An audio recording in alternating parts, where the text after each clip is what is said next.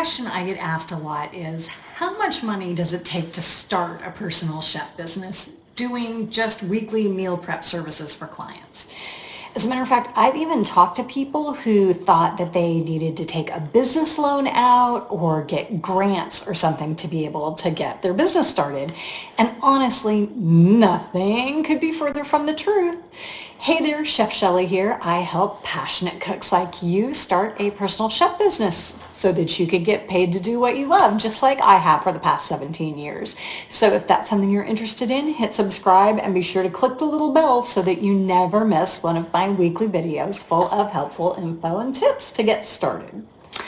So if you're cooking for yourself and your family on a regular basis, if you have batch cooked yourself, a week's worth of meals, like doing your own meal prep, if you've downloaded my guide on how to do weekly meal services, it's down in the description and it walks you through doing a whole service and you're doing practice days like that, then you already know. You already either have what you need or it's really obvious what you could use to make it easier. Am I right?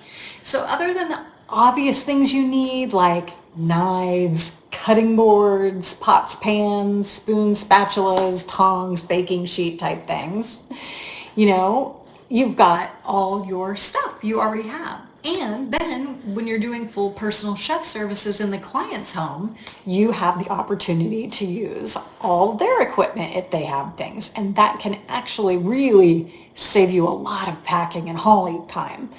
So if I had to say equipment that you really had to have, one thing, well, okay, here's maybe a couple things that could make your day go easier and quicker is multiples of utensils. Like, I feel like I can really never have enough silicone spatulas and tongs, And of course, then you have more to wash when you're done, but the flip side is it's just really more time efficient for you if you cook everything and then clean everything. If you have to keep stopping what you're doing to clean and go back and forth between cooking and then cleaning a little and cooking and cleaning a little, it will really slow you down. So there's that.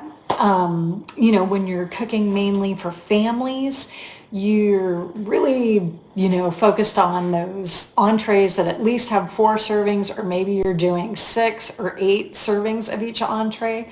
I actually have a lot of 12-inch nonstick pans. I have at least 4 or 5. So generally speaking, those are usually my go-to unless I need like a really strong sear on a steak. Then I have a carbon steel pan or something that I just really want to use cast iron for or whatever. Those just workhorses, those 12-inch non-stick pans are versatile. They're large enough to saute. They, are easy to use and they're lightweight. They're just great. And having multiples of them allows you to cook multiple entrees at the same time. So then you're able to finish your cook day in a reasonably quick amount of time. Otherwise, you're literally just waiting to cook something for something to be finished so that you can cook the next thing, and that's a massive waste of time, all right? Now, as far as appliances, obviously any home you're going to be cooking in is going to have an oven, a stove, and those are the 2 appliances that you're going to use the most. But if there's one thing I recommend that you bring with you, is a pressure cooker, like an Instant Pot, right? Or a stovetop one like a Fagr brand. So the whole point of the pressure cooker is that it cooks faster, right? While it's being just as delicious as if it braised for all day long. So you have, one less thing. It lets you do like longer cooking in a shorter amount of time. You could get like stew done or pot roast or short ribs or other things that would just take hours and hours to cook. Now, sure, on a regular cook day, you could get one of those started in the oven or on the stove and let it cook for hours while you're doing everything else. And by the time you're finished, it would be done. But then you still have to cool it down and package it up and stuff. And really, if you have a pressure cooker, it just saves you all that time. Plus, If it's an electric one, like an Instant Pot, then you're not using up a burner on the stove. And that's a lot more opportunity for you to keep multitasking your cooking so that you're speedy and efficient. Because when you're getting paid to cook, time is literally your money. So the last thing you want to be doing is standing around waiting to start a dish because you're already using the thing that you need to use, or worse, you're just waiting for a dish to be done cooking. It's happened to us all.